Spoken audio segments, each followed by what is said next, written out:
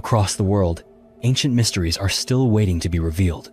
From forgotten cities and strange artifacts to traces of vanished civilizations, questions remain.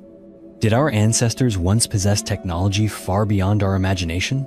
Join me as we explore the mysteries of human history in today's video. So fasten your seatbelt as we dive into today's mystery. But first, you'll have incredible luck if you like and subscribe before this video ends.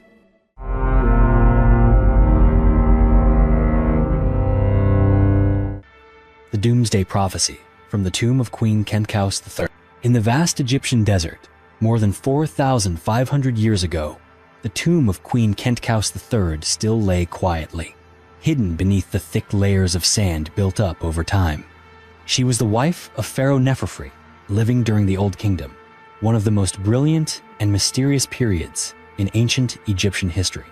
However, what makes the tomb of Khentkaus III truly remarkable is not just its location or the treasures buried with her, but the haunting messages discovered by archaeologists during the excavation. When scientists began to excavate the tomb, they found not only familiar artifacts, but also noticed strange traces in the records left behind. These signs pointed to a period of great turmoil when a once mighty ancient dynasty was beginning to face an unstoppable decline. Archaeologists noted that, by the end of the Old Kingdom, the floods of the Nile had become more unpredictable than ever before. Severe droughts occurred repeatedly, making the land dry and barren, causing failed harvests, and making the tax system ineffective. As wheat and other food production dropped sharply, the state gradually lost its ability to maintain order and provide for both the nobility and ordinary people. What was especially notable was that, inside the tomb of Khentkaus III, researchers also discovered walls inscribed with lines of lamentation about famine. These very records have helped modern researchers better understand the reasons that led to the collapse of Egypt's Old Kingdom.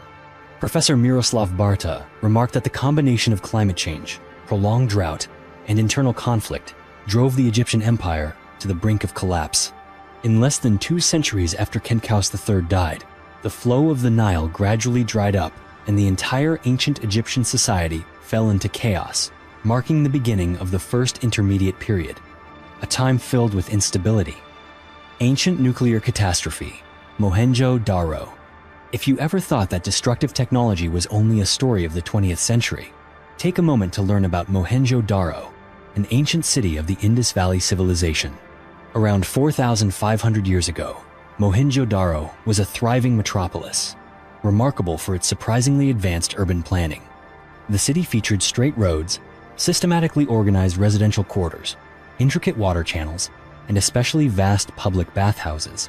These achievements show that the people of Mohenjo-Daro had mastered principles of construction, engineering, and urban management from a very early time. However, what has made Mohenjo-Daro the subject of intense debate lies in the mysterious traces of destruction that remain. When archaeologists excavated this city, they found many bricks and pottery shards that had been melted or deformed, as if they had been subjected to the extreme heat of a thermonuclear explosion.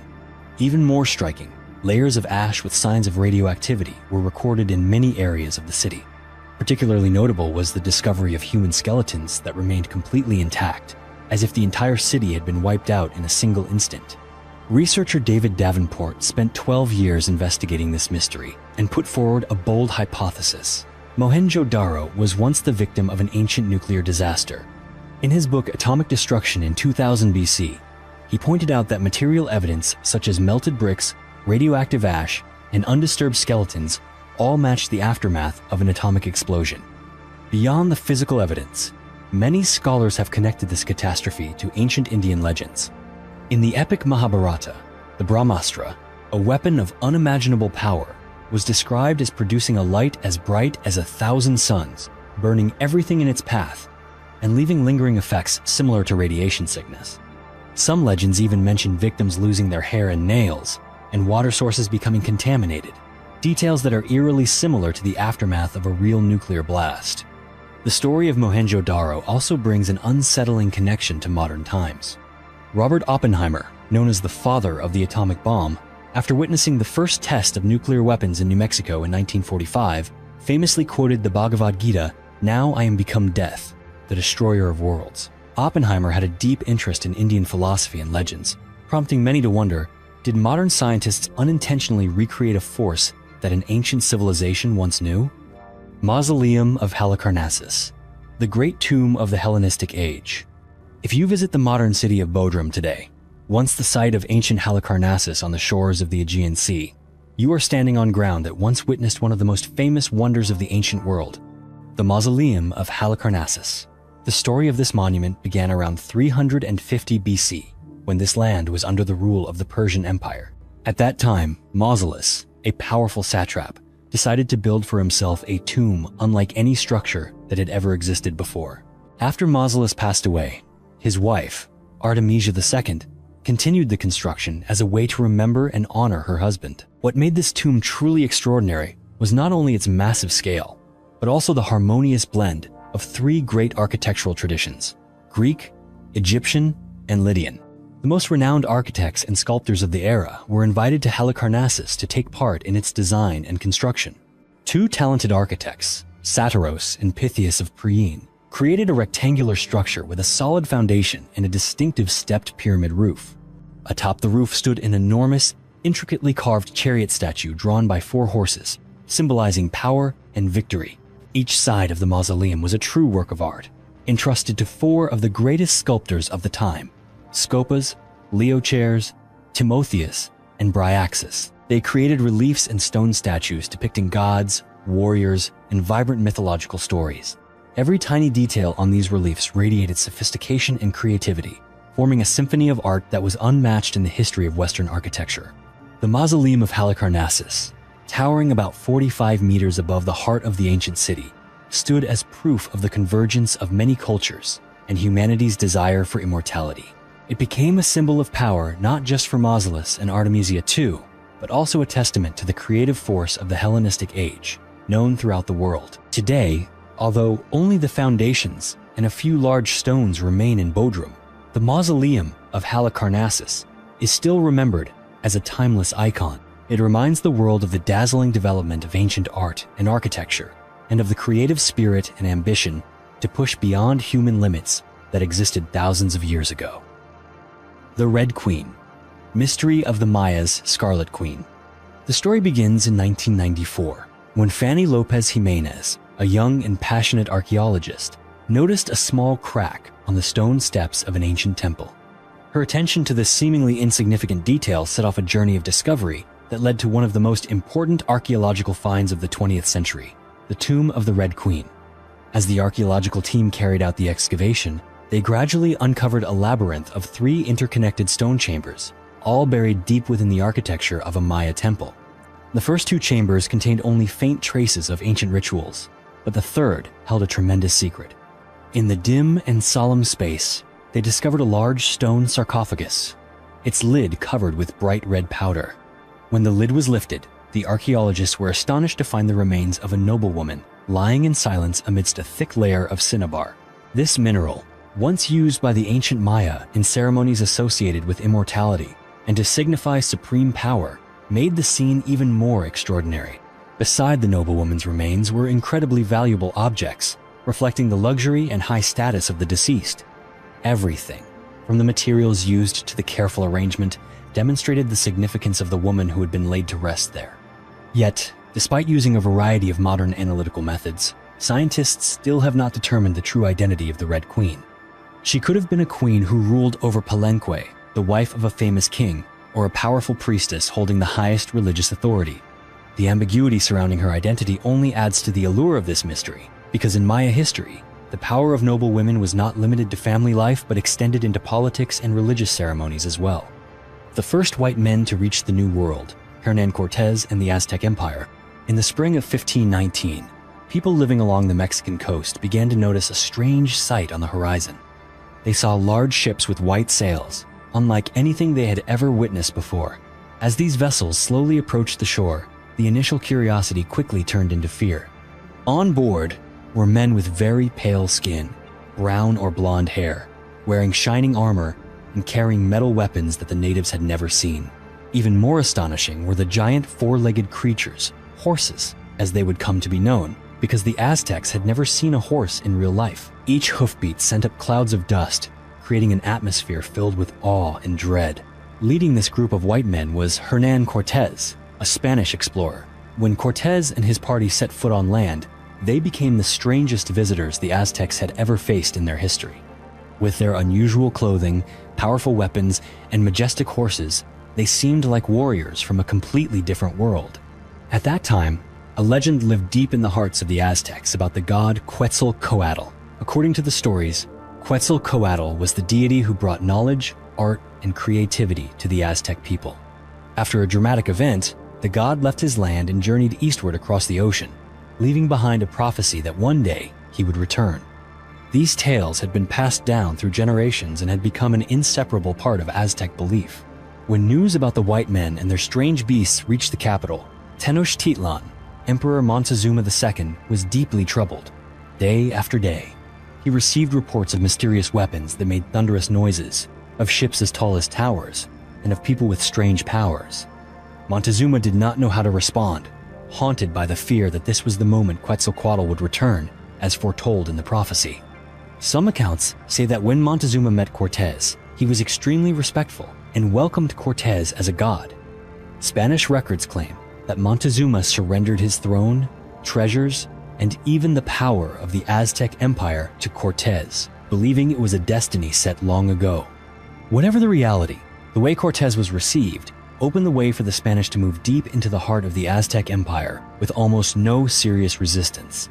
In just 2 years, an entire brilliant civilization that had existed for centuries collapsed completely before the might of the Europeans. The story of Cortés and this fateful encounter has become a prime example of what is known as the white god phenomenon. According to this hypothesis, many indigenous cultures in the Americas mistook the first Europeans to arrive on the continent for legendary gods, leading to tragic misjudgments and disasters for entire peoples. However, many modern historians have questioned the authenticity of this story. Did the Aztecs really believe Cortés was Quetzalcoatl? Or was this simply a tale created by the Spanish themselves to glorify their achievements and superiority? Some believe that Spanish documents exaggerated the role of Cortés to hide the political maneuvers and military tactics that were actually used during the conquest. Not stopping there, some scholars have put forward even more daring theories about the origin of the Quetzalcoatl legend. Some suggest that the myth of this white god might have originated from mysterious contacts with Europeans centuries earlier. Other researchers connect the image of Quetzalcoatl with St. Thomas the Apostle, who is said to have traveled east after the death of Jesus. And there are even hypotheses that the Knights Templar may have crossed the ocean to reach the Americas as early as the 14th century. Although these theories remain controversial and lack solid evidence, they have ensured that the story of Cortés and the Aztecs remains one of history's greatest mysteries. The mystery of Skoda's tomb, the Egyptian princess in Ireland. Amid the rolling green hills of County Kerry in southwest Ireland, there stands a large, solitary stone, set quietly within the peaceful landscape. Locals call this place Skoda's grave. For centuries, people have passed down the tale that this is the final resting place of Skoda, a mysterious Egyptian princess who crossed distant seas to set foot on this land. The story of Skoda began to appear in medieval manuscripts, mainly around the 12th century, when chroniclers in Ireland and Scotland sought to trace the origins of their people. In most records, Skoda is described as the daughter of an Egyptian pharaoh, most often referred to as Pharaoh Chenkris. Sometimes his name is mistakenly written as Chingis, but most sources agree that Skoda was of royal Egyptian descent. According to legend, she did not remain in her homeland but instead set out with her husband for Egypt. The two had a son named Goidelglas, who was later said to have created the Gaelic language by combining many tongues after the fall of the Tower of Babel. For the Irish, that story was both a legend and an explanation for the origins of their language and their people. In another version of the legend, Skoda is described as the wife of Mil Espain, a warrior king from the Iberian Peninsula. Their descendants are considered to be the ancestors of both the Irish and the Scots. The term Scot, which later came to describe people living in Ireland and Scotland, is believed to have originated from Skoda's own name. The tale of this Egyptian princess is not only preserved in ancient chronicles, but has also become a source of pride and an indispensable part of local folklore. However, when modern historians examine these legends, most agree that they were likely invented to provide the Celtic tribes with a noble origin. Still, there are puzzling details that scientists have yet to fully explain. Among archaeological discoveries, the skull of a Barbary ape was once found at an ancient site in Ireland. This species of monkey is native to North Africa and was particularly common in ancient Egypt, so its presence in a remote place like Ireland has stirred considerable debate among archaeologists. Furthermore, advances in modern science have raised new questions about this mystery. At the end of the 20th century, researchers analyzed the DNA of a woman's skeleton dated to about 5,200 years ago, found near Belfast in Northern Ireland. The genetic tests showed that this woman shared characteristics with ancient populations from the Middle East. This finding suggests that there were migrations or exchanges between Ireland and distant eastern lands long before the legends of Skoda ever appeared. Even so, not everyone is convinced by these romantic connections between ancient Egypt and Ireland. In 1999, an archaeological team conducted a thorough investigation at the site known as Skoda's Grave. After their survey and analysis, experts concluded that there was not enough evidence to identify this as a significant archaeological site or as the real burial place of any Egyptian princess. Yet, the grave and the story of Skoda continue to live on in the hearts of the Irish people as an unsolved mystery and as a part of the search for the deepest roots of the Celtic people. Circumcision ritual with flint knives. One custom related to the male body in ancient Egypt may come as a surprise. This was the circumcision ritual performed using flint knives. The earliest recorded image of this ritual appears at the mastaba of Ankh-Mahor, an ancient tomb from the Old Kingdom. On this relief, priests are depicted performing circumcision on young men using sharp tools made from flint. This stands as the oldest archaeological evidence showing that this practice existed in Egypt at least 4,700 years ago. The Egyptians saw this as an important milestone in a man's life, symbolizing maturity. In some communities, this ritual also marked one's social status. However, the practice was not widespread among all people. It was usually reserved for certain groups, often the upper class or those about to assume significant positions in society. Some theories suggest that the ritual was tied to creation myths or held a deeper spiritual meaning. Pre-Columbian contacts across the Pacific, Polynesia, and South America. For centuries, most people believed that the vast oceans had kept ancient civilizations apart, making contact between them impossible until European explorers like Christopher Columbus appeared. However, there is growing evidence that daring transoceanic voyages took place long before Europeans ever set foot in the New World. One of the most debated stories involves the epic journeys of the Polynesians across the Pacific Ocean. Around the year 1150 AD, Polynesian sailors may have left their small islands behind to explore the world's largest expanse of open water. They had no compass or paper maps. Instead, they relied entirely on observing the stars to find their way. These navigation skills were passed down from generation to generation and became the key to survival on journeys that could last for months at sea. The most compelling evidence for the theory of early contact is the mysterious presence of sweet potatoes. Sweet potatoes originated in South America, yet they were widely cultivated on Polynesian islands long before Europeans discovered the Pacific. Polynesians call sweet potatoes kumara, a name almost identical to kumara in the Quechua language of Peru. The similarity goes beyond the name. The sweet potato appeared in Polynesia hundreds of years before European exploration, raising the possibility that there was contact and exchange between two civilizations separated by thousands of miles of ocean. Further supporting this, archaeologists have found obsidian stone tools with Polynesian characteristics at sites in South America.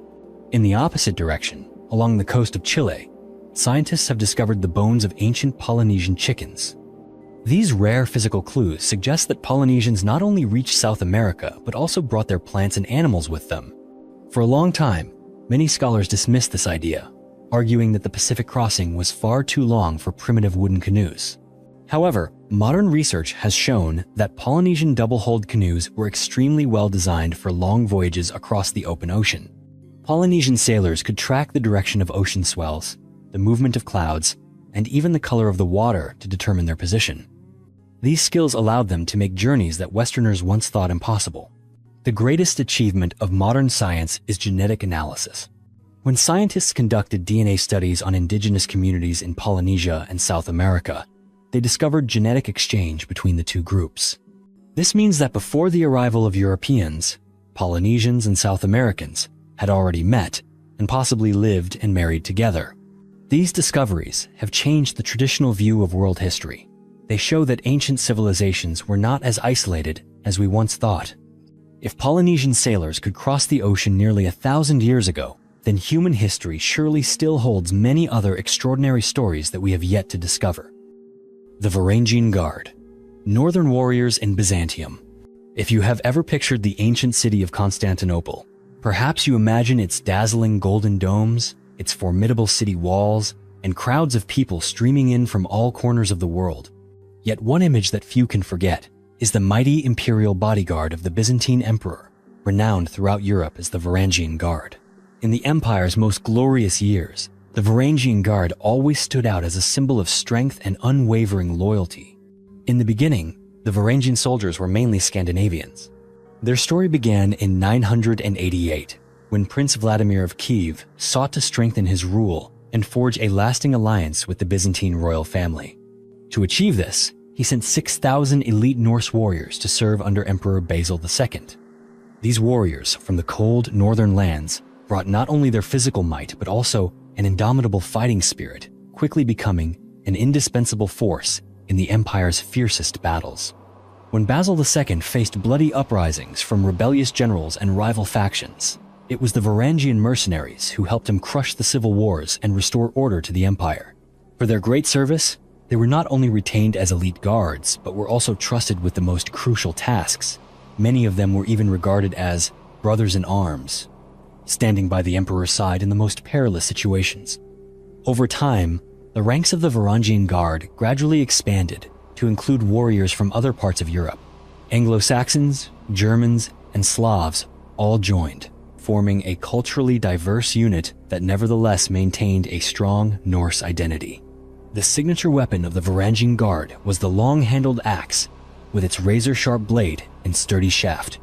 This weapon was powerful enough to split shields and cut through armor, making any enemy think twice before facing them on the battlefield.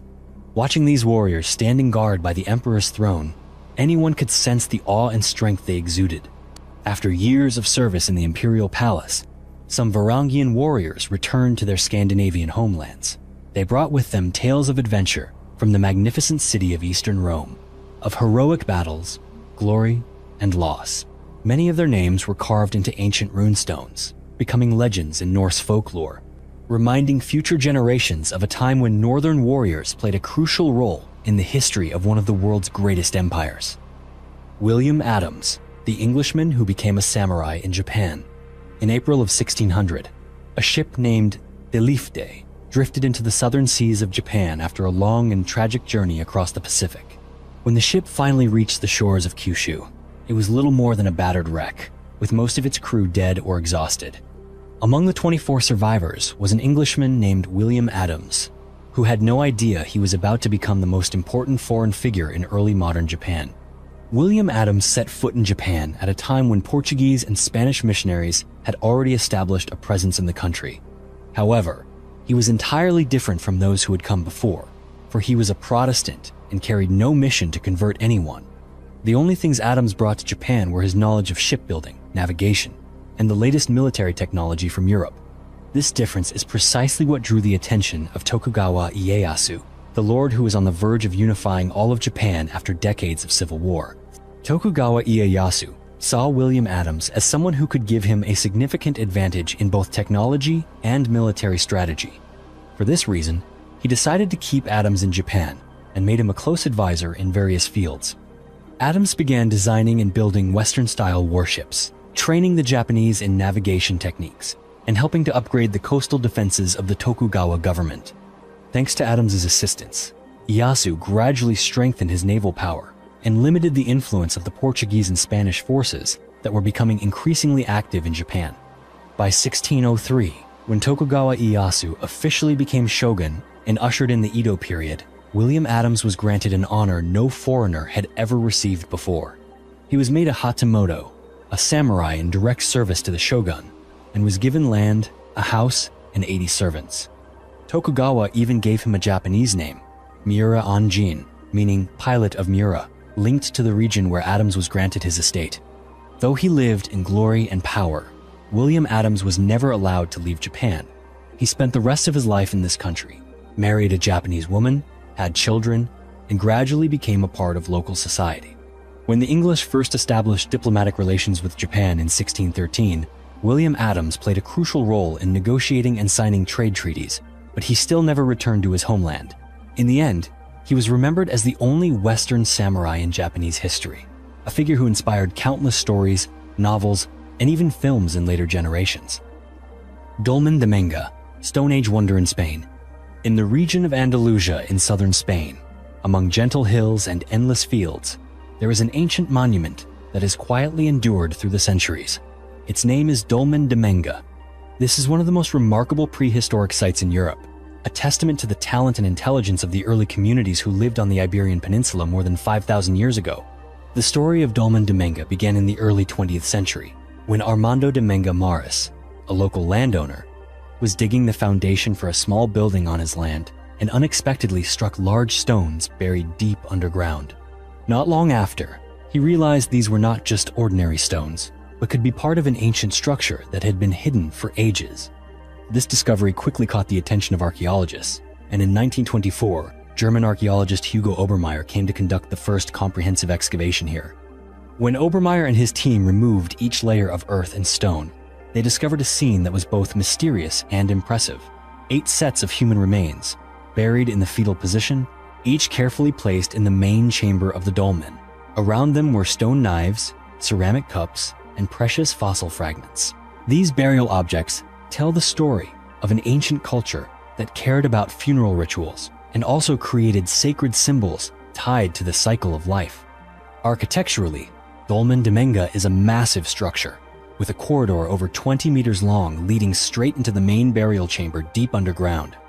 The entire entrance and chamber were built from giant monolithic stones, each weighing up to several dozen tons. What is astonishing is that these stones were arranged with great precision, without cement or any binding materials. The construction technique is shown clearly in the way the dolmen's corridor is aligned perfectly with the sunrise on the day of the spring equinox. On this special day, the first rays of sunlight shine straight into the burial chamber, creating a mysterious scene that symbolizes rebirth and eternity. On the stones inside the dolmen, scientists have found many carved patterns and traces of color, ranging from simple geometric shapes to images of warriors and religious ceremonies. Many of the stones were made from rare materials not found locally, which shows that these prehistoric communities once maintained wide trading networks, overcoming the challenges of terrain and their time. Today, Dolmen de Menga is recognized as a national monument of Spain and is part of the UNESCO World Heritage List. Scientists continue to study not only its architecture, but also the cultural, religious, and social meaning that the dolmen carries. The Headless Men, Blemmies. Within the pages of ancient books, one can find the image of a headless man standing motionless. His body is powerfully built, with unusually broad and tall shoulders. But what truly draws attention is the fact that his face is not where it should be, upon his neck, like an ordinary person. Instead, his deep-set eyes and expressionless features appear right in the middle of his chest. This man is not just an ordinary figure. He represents a strange race known as the Blemmies, headless beings who were once believed to live in the unexplored corners of the world. For more than 2,000 years, the legend of the Blemmies has lingered in historical records and in the imagination of mankind. Historians believe the earliest accounts of the Blemmies appeared during the time of Herodotus, the famous Greek historian who lived in the 5th century BC. In his writings, Herodotus described headless people living in the remote eastern lands of Libya. Later, in the Roman era, geographers like Pomponius, Mela, and Pliny the Elder expanded on the story. They described the Blemmies as having faces on their chests, said to inhabit somewhere in the regions of Ethiopia or Nubia. By the Middle Ages, the image of the Blemmies became even more familiar in the minds of Europeans. The Hereford Mappamundi, a world map drawn in 1300, placed them deep within the mysterious continent of Africa. Other manuscripts, like the Livre des Merveilles, illustrated the Blemmies in vivid detail, short, muscular, and completely headless. But as European expeditions expanded, the supposed location of the Blemmies shifted as well. In 1436, the Venetian mapmaker Andrea Bianco placed the Blemmies in India. By the early 16th century, the Ottoman admiral Piri Reis marked the figure of a headless man near the region of Brazil. In 1596, the English explorer Sir Walter Raleigh, during his quest for the fabled city of gold El Dorado, recorded that he believed headless men still wandered in South America. Raleigh himself never saw them, but he claimed that every native he met insisted the blemmies were real. Even the famous writer Shakespeare mentioned men whose heads do grow beneath their shoulders in plays like Othello and The Tempest. So why has the image of these headless men survived through so many centuries? Some researchers believe it may have started when desert warriors, bending low behind their shields, gave the distant impression that they were headless. Another theory suggests that indigenous people wearing head-covering garments caused European explorers to be mistaken. There are even comparisons between the posture of the bonobo chimpanzee and the old drawings of the blemmies. The blemmies were not just monsters in stories. They became symbols of the unknown, reflections of fear and wonder at the vast world lying beyond the borders of civilization. Pharaoh versus the river, King Pharaoh and the legend of the Nile. Among the strangest legends of ancient Egypt, there is one story that always stands out, the tale of King Pharaoh and his confrontation with the Nile River. This story was recorded by the historian Herodotus, who spent years studying and writing about the ancient civilizations he encountered. Even though many modern scholars believe Pharaoh was only a legendary figure, his story is still often retold to illustrate how the ancient Egyptians viewed the power of humans in the face of nature. The story begins during a great flood season. The Nile River has always been the lifeblood of Egypt. It brings fresh water, fertile silt, and is the essential factor that makes crops grow. But the Nile could also be a threat whenever its waters rose too high. One year, the floods caused the fields to disappear underwater, turning homes and daily life upside down for the people. King Pharaoh felt powerless before the raging river. In his anger and despair, he decided to do something no one had ever dared to do. King Pharaoh stood before the rising river, holding a large spear. He threw the spear into the water, as if he could force the Nile to obey his will through his own power. This act brought him nothing but disaster. As the spear hit the water, the river suddenly splashed up and injured King Pharaoh's eyes. He was instantly blinded. From that moment on, King Pharaoh lived in darkness for 10 long years. The best healers were summoned to the palace, but no one could find a cure for the king's eyes. His despair only grew deeper as every remedy failed. After 10 years, a prophet appeared. He told the king there was only one way to restore his sight. The king had to wash his eyes with the urine of a woman who was completely faithful to her husband. This condition may sound strange now, but in ancient times, such things were not uncommon. King Pharaoh had no other choice. He summoned the women of the kingdom to the palace. One by one, each woman had to undergo this bizarre test, including his own queen, but the result was always the same. The king's eyes showed no sign of healing. Only when a mysterious woman came forward did the king begin to see the light again. However, King Pharaoh did not stop at curing himself. When he discovered that so many other women, even his queen, had failed the test, he became furious and ordered all those women to be burned alive. It was a brutal end for those who were not so fortunate. After this ordeal, King Pharaoh erected a large stone pillar in the city of Heliopolis to commemorate this strange event in his life. According to some ancient records, this pillar was later taken to Europe by the Romans. Many modern historians believe that King Pharaoh was a figure woven together from many different legends. Some say that this story reflects the ancient Egyptian belief in the power of nature and the limits of human authority. The Egyptian reverence for cats. In ancient Egypt, no animal was ever worshipped as deeply as the cat. The Egyptians believed that cats were sacred beings, the embodiment of the goddess Bastet. When an Egyptian saw a cat wandering through the house or along the street, they felt the presence of the divine watching over them. Egyptians believed that the goddess Bastet brought peace to families, protected children, and kept misfortune away from daily life. Because of this, cats became an indispensable member in every household. People would raise cats in their homes, care for them, and love them as part of the family. The level of respect given to cats far surpassed that of any other creature. At the height of Egyptian civilization, killing a cat was considered a serious crime, punishable even by death. There are stories that tell of cases where, if a cat died under mysterious circumstances, the entire community would gather to investigate and find the culprit. The law protected cats almost absolutely. In the temples dedicated to the goddess Bastet, the Egyptians even built special areas just for the care and worship of cats. They kept thousands of cats in these temples, providing them with food and daily care. When a cat died, its body was not discarded like that of an ordinary pet.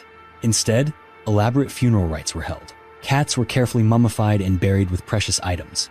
Archaeologists have found hundreds of thousands of mummified cats in the temples of Baste, at Saqqara, and Tel Basta.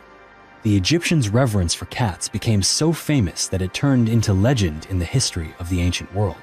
According to the Greek historian Herodotus, in 525 BC, when the Persian army invaded Egypt, they took advantage of this devotion to win victory without bloodshed. The Persian soldiers carried images of cats on their shields and even drove live cats ahead of their ranks. The Egyptians, afraid of harming these sacred creatures, did not dare to fight back and were ultimately forced to surrender. Even though this detail may have been exaggerated over the centuries, it still demonstrates the power of belief and the reverence the Egyptians held for cats. Strange stories about the dead. Necrophilia. Beneath the mysteries of the afterlife and the mummification rituals of ancient Egypt, there remain stories that still make us shudder today. One of these is the obsession with the dead. According to the Greek historian Herodotus, the ancient Egyptians had very strict rules to protect the bodies of beautiful women after they died. In fact, to prevent any risk of violation by the very embalmers themselves, families would often wait until the body had already started to decompose before sending it to the mummification workshop. The reason for this came from stories that circulated about how corpses sometimes became the object of depravity for certain people in the profession. To prevent this, families chose to keep the body at home longer than usual. They knew that once the body began to decay, anyone with bad intentions would lose interest. This rule not only showed their caution, but also reflected a dark side of the history of mummification.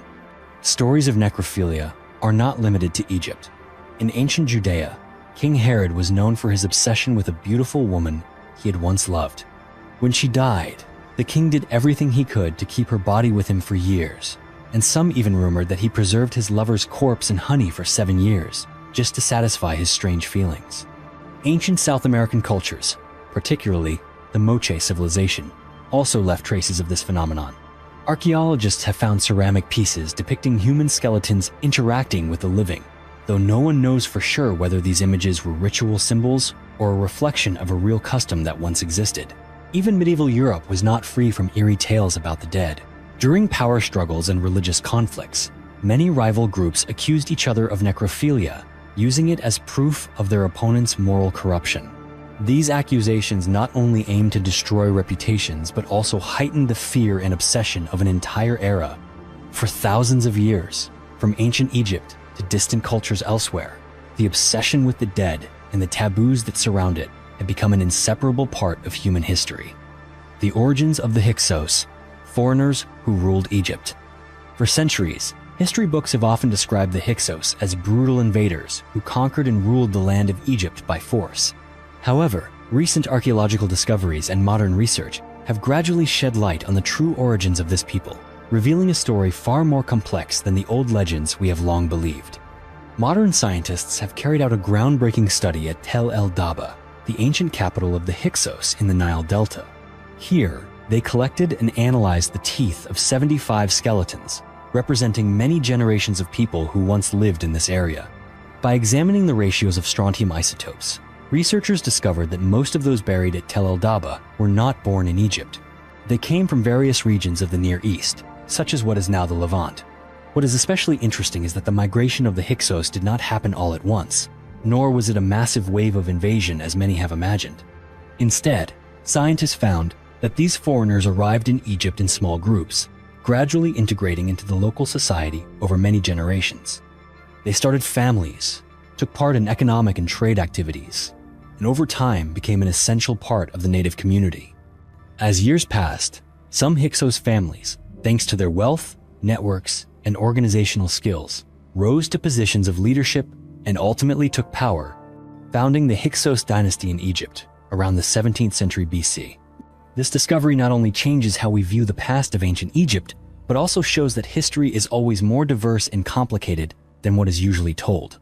The Hyksos people, who began as ordinary immigrants, became the leaders of a flourishing civilization through many years of adaptation and integration. This process clearly reflects the ability to adapt, the openness, and the constant changes that shaped Egyptian society in ancient times. The Ghost Wolf of Ansbach. Germany at the end of the 17th century was a place filled with strange and mysterious tales. One of the most famous legends from that era comes from the small town of Ansbach in Bavaria, a place where, in the autumn of 1685, the villagers faced a terror they had never known before. It all began when an unusually large wolf appeared in the forests near Ansbach. At first, it attacked only the villagers' livestock, but soon after, children began to disappear under mysterious circumstances. Darkness and fear spread across the countryside. People whispered that this was no ordinary predator. Many believed that the spirit of Michael Licht, a former mayor known for his cruelty, who had died not long before, had returned in the form of this wolf to spread terror and take revenge for the wrongs he had committed. The rumors grew more and more intense. Some swore they saw Michael Licht's ghost wandering around his own grave late at night, or caught the gleam of the ghost wolf's eyes in the darkness, looking just as menacing as the former mayor's gaze in life. Memories of a ruthless leader who had brought so much suffering to the villagers only made the panic worse. Unable to bear the ongoing fear, the people of Ansbach decided to put an end to the horror. They dug a deep pit at the edge of the village, covered it with dry leaves, and placed a rooster as bait. One night, the ravenous wolf fell into the trap. Hunters and villagers surrounded it, doing everything they could to bring down the massive animal. The villagers decided that something special needed to be done to warn and deter anyone who might abuse power in the future. They skinned the wolf and dressed its body in the cloak and wig that Michael Licht had worn in his lifetime. To complete the spectacle, they painted a crude mask with the cold features of the former mayor and attached it to the wolf's head. Afterwards, the whole town gathered, pulling the wolf's body up to hang it from a pole in the town square, the very place where, in the past, the greatest crimes of the village had been judged. The scene was both terrifying and dramatic, leaving an unforgettable impression on everyone who witnessed it. For the people of Ansbach, it was not just an act of exorcism, but a message to all rulers. If you govern with cruelty, you may never find peace. The story of the Ghost Wolf of Ansbach is not only a reflection of the fear of wild beasts, but also a reminder of the power of the community against greedy, ruthless leaders. Nanotechnology in the Lycurgus Cup of ancient Rome. In the history of ancient Rome, few artifacts have surprised modern scientists as much as the Lycurgus Cup. This is a glass cup with the remarkable ability to change color depending on lighting conditions. When viewed under reflected light, the cup appears a deep, cloudy green. But when light shines through it, the entire cup glows with a vivid, striking red. For decades, this phenomenon puzzled researchers. It was not until the 1990s that scientists finally found an explanation for this mystery. The Lycurgus cup was crafted from glass containing extremely tiny nanoparticles of gold and silver. These metal particles are only 1,000th the size of a grain of salt, virtually invisible to the naked eye. However, they are capable of interacting with light in a very special way. When light hits the surface of the cup, electrons on the surface of the metallic nanoparticles begin to vibrate, creating what is known as a plasmon resonance effect. As a result, the cup's color changes dramatically, depending on the viewing angle and the type of light that strikes it. What is truly astonishing is that Roman glassmakers were able to create this magical color-changing effect more than 1,600 years ago. Scientists still debate whether the Romans actually understood the concept of nanotechnology. Perhaps they did not know the term nano as we do today, but they clearly mastered the secrets of material blending to create a visual effect never before seen in history. The Lycurgus cup is not only a unique glass artwork, but also carries a deep symbolic meaning. On its surface are carvings that tell the legend of King Lycurgus of Thrace and the god Dionysus, the god of wine and chaos. According to myth, King Lycurgus challenged Dionysus and paid a heavy price when he was entangled by divine grapevines, symbolizing the power and punishment of the gods. The red color of the cup is thought to represent wine, while the green hue reflects the image of the vines. Today, the Lycurgus cup stands as one of the most vivid examples of the blend between art, material science, and the imagination of ancient Rome. It raises a profound question for posterity. Could ancient civilizations have possessed knowledge of technologies that we are only now beginning to discover? Sutton Hoo, the legendary ship burial of the Anglo-Saxons. In 1938, across the rolling fields of Suffolk, England, Edith Pretty was a widowed woman living with her son in an old mansion. On her estate stood two large, solitary burial mounds that had long been woven into local folklore. People in the area often whispered that ancient treasure might be hidden beneath the earth, or that these mounds were the resting places of powerful figures from centuries past. Over the years, such legends kindled a growing curiosity in Edith. Unable to resist her urge to uncover the truth, Edith invited Basil Brown, a self-taught but deeply passionate and dedicated archaeologist, to investigate the secrets beneath the mounds. Basil Brown began the excavation with simple tools, patiently brushing away centuries of earth covering the mound. Right from the early days, he noticed unusual traces below the surface, fragments of wood that had completely decayed but left a clear imprint in the sandy soil. As he dug deeper, he realized he was standing before the outline of a massive ship that had been buried long ago. The vessel measured nearly 27 meters in length and stretched east to west along the mound. No one in England at that time had ever witnessed a discovery quite like this.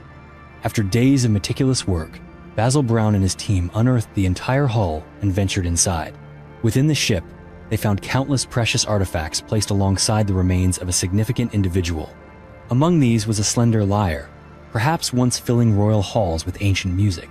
There was also a sword and a large shield, symbols of strength and leadership for the one entombed in the ship. Particularly remarkable was a silver plate of Byzantine origin, suggesting that the tomb's owner was not only powerful, but had wide connections with cultures far beyond England. And standing out among the treasures was the famous Sutton Hoo helmet, adorned with intricate carvings, gold, and bronze fittings, a testament to the peak of Anglo-Saxon craftsmanship and artistry. Archaeologists studied these relics and theorized that this was the final resting place of an Anglo-Saxon king, most likely Redwald, the most powerful ruler of the East Anglia Kingdom in the early 7th century. Before this discovery, most historians still considered the Anglo-Saxon era the Dark Ages, a period thought to be bleak and lacking culture following the fall of the Roman Empire. But the findings at Sutton Hoo changed everything. The treasure and exquisite artifacts from the ship burial proved that Anglo-Saxon society was highly developed.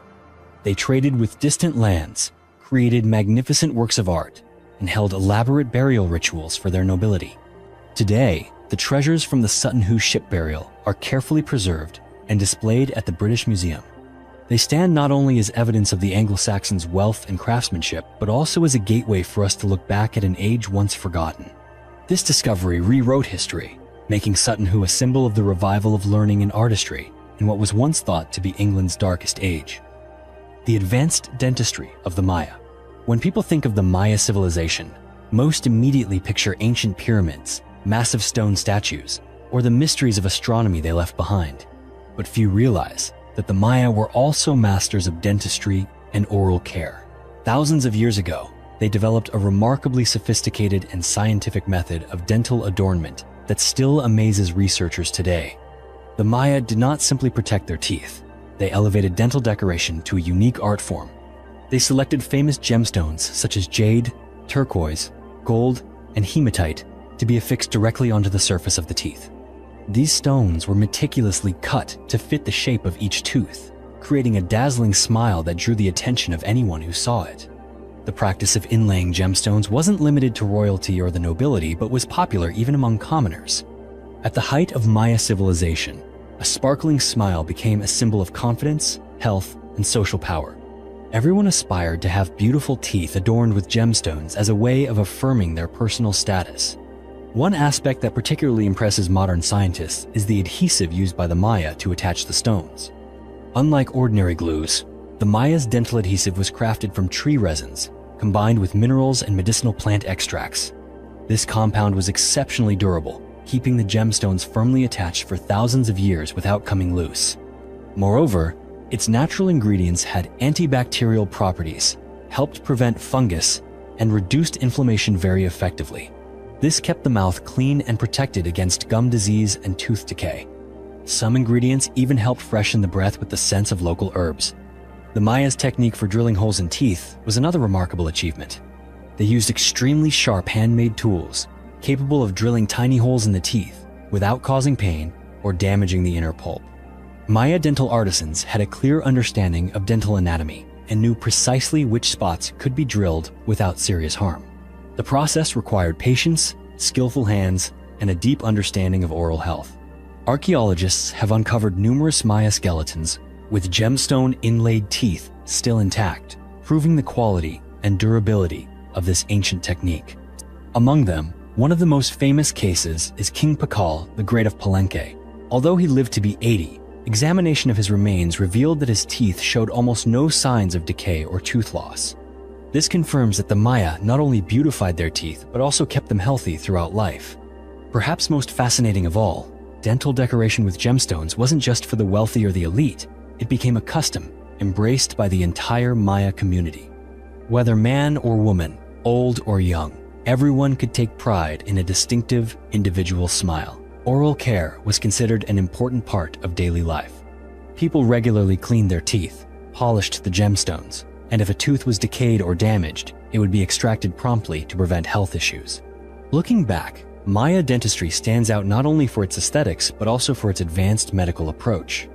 From drilling technology and adhesive formulation to the philosophy of oral hygiene, the Maya left behind a proud legacy. These discoveries show us that what we often think of as modern advancements may have roots reaching back thousands of years. The Maya civilization is proof of humanity's limitless creativity, even in the smallest corners of daily life. The ruins of an ancient church and traces of the Last Supper. Deep in the heart of Jerusalem, a city where countless generations have searched for traces of the sacred, archaeologists have recently uncovered a remarkable relic. It is the foundation of an ancient Byzantine church, not far from the famous Garden of Gethsemane. According to legend, this is the very place where the legendary Last Supper took place, the final meal shared by Jesus and his disciples before his arrest and crucifixion. This discovery not only revives one of the most famous stories in Christian history, but also offers archaeologists a rare opportunity to see the past with greater clarity.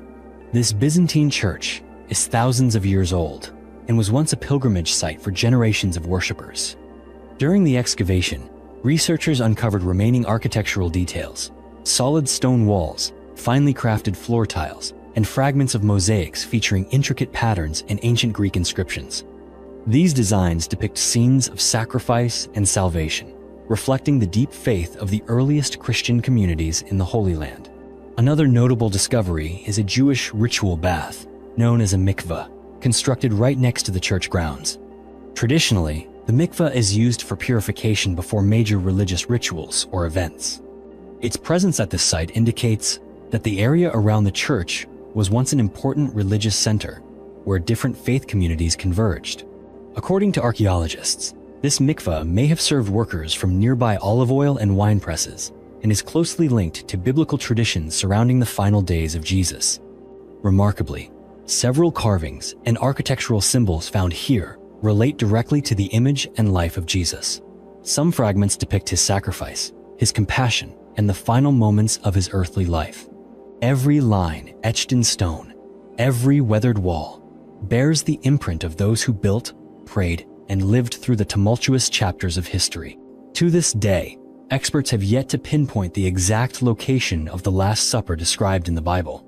However, the archaeological discoveries near the Garden of Gethsemane have sparked new hope among researchers that one day, humanity may find the place that witnessed the most sacred moment in Christian history. Every stone, every revealed architectural detail marks another step forward in the quest to uncover the truth of the past, a place where fact and legend merge, leaving behind mysteries that have never faded. The amulets of Lamashtu and Pazuzu, ancient Mesopotamia. In ancient Mesopotamia, where the Tigris and Euphrates rivers meet, belief in gods and supernatural forces was an essential part of daily life. Among the most mysterious figures of that era, none was more terrifying than Lamashtu, a notorious demon who haunted countless families with fear. Lamashtu was described as a creature with a hairy body, a lion-like face, donkey's teeth and ears, long hands, sharp claws, and the fierce legs of a bird of prey. According to legend, Lamashtu preyed on pregnant women and small children, always seeking to harm the most vulnerable in society. To guard against the threat of Lamashtu, the people of ancient Mesopotamia created special protective amulets. Families often hung these amulets above the beds of pregnant women or young children. The amulets were crafted from metal, clay, or stone, and were engraved with images of Lamashtu and magical symbols, with the hope of warding off evil and protecting the family from dangers unseen. For the people of that time, an amulet was not just a decoration, but a shield between life and death, between health and sickness. What is especially fascinating is that the back of these amulets always features the image of Pazuzu, another equally famous demon in Mesopotamian mythology. Pazuzu was usually depicted with a human body, the head of a lion or dog, eagle talons, large wings, and a scorpion's tail.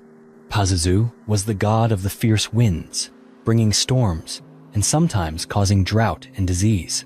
Yet in folklore, Pazuzu was known as the sworn enemy of Lamashtu. Because of this, despite his fearsome nature, Pazuzu was invoked as a protective deity who could drive away Lamashtu and save women and children from disaster. On the back of the amulet, Pazuzu's image was often carved prominently, sometimes even depicted overpowering or restraining Lamashtu. Thanks to this belief, many families felt safer during the most challenging times. Over thousands of years, these protective amulets have been preserved in great museums such as the Louvre, standing as proof of both the ancient world's fears and the eternal human desire to protect loved ones from dark forces. Today, when we look at the Lamashtu and Pazuzu amulets, we see not only the traces of a mysterious world, but also a powerful faith in protection and peace. Whether that faith was in the gods, or simply the hope of people facing life's uncontrollable hardships. The vegetable lamb of Tartary. There is a strange legend that once captivated explorers and European scholars for centuries. It is the tale of the vegetable lamb of Tartary, a creature both animal and plant, familiar yet completely alien to anyone hearing the story for the first time. According to the tale, in the faraway steppes north of the Caspian Sea, lands that old maps marked only with faint ink stains, there was a most peculiar kind of sheep. This sheep did not roam the fields like those in England or America. It had no legs to run or jump, nor did it ever leave its spot. Instead, the vegetable lamb grew straight up from the ground, its body firmly attached to a large root like the trunk of a gourd plant. Its wool was white, soft, and thick, looking no different from real sheep's wool that farmers sheared for warm clothing. Yet the whole body of the lamb was fused to the earth, as if it were a part of the plant itself. People said the vegetable lamb could only reach grass within the circle allowed by its stem. When it had eaten all the grass around it, it could not move further. Eventually, with nothing left to sustain it, it would wilt, die, and disappear back into the soil. All that remained was a barren patch, where the lamb had once grown, as if it had never existed at all.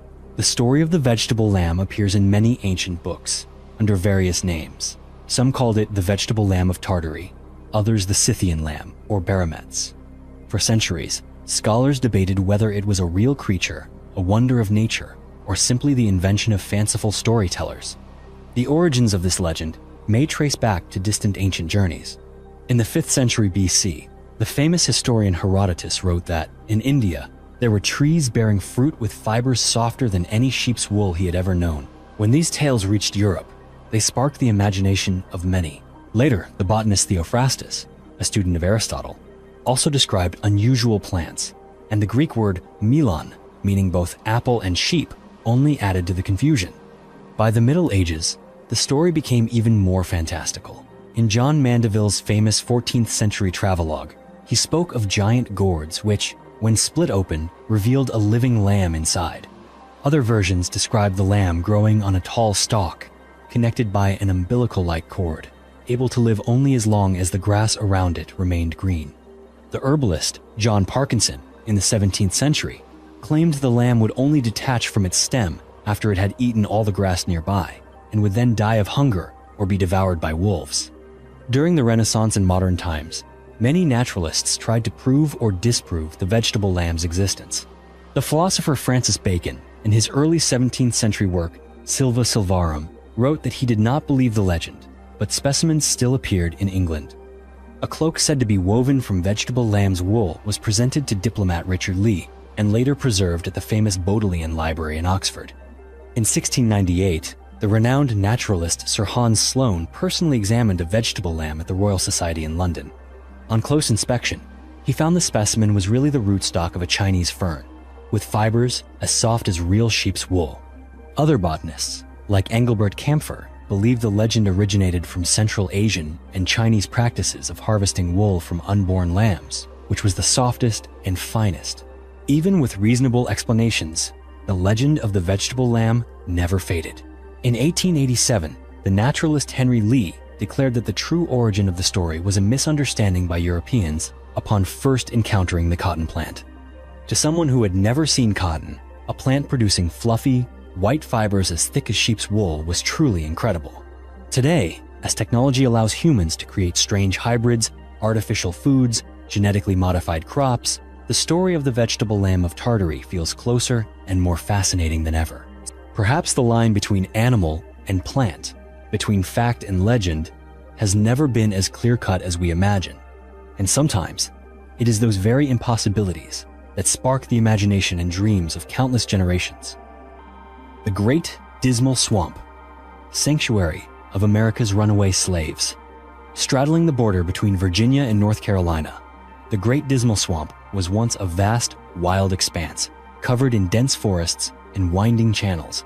Today, most of the swamp is preserved as a nature reserve, but few people know that for centuries, this place served as a secret refuge for those seeking freedom, runaway slaves fleeing the plantations of the American South. Before the American Civil War, the Great Dismal Swamp was like a world entirely apart from the outside. Escaped slaves plunged into this untamed wilderness, hoping to break free from their chains and leave behind the relentless pursuit of plantation owners and slave hunters. They had to learn how to survive under harsh conditions, with little food, fending off mosquitoes, venomous snakes, and unpredictable weather. Yet, in the heart of this deep, treacherous swamp, they found a way to live, building small, isolated communities that relied on hunting, gathering, and farming for survival.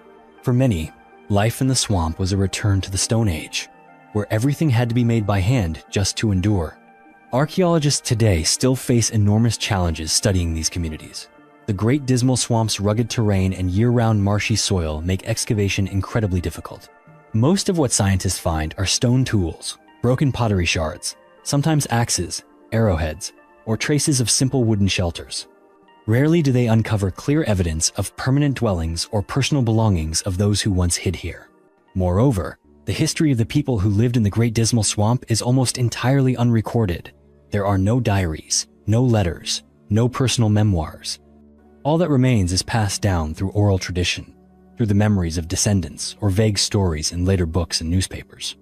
That's why even the smallest archaeological finds become precious clues, offering glimpses into the quiet, resilient lives of those who dared to defy their fate.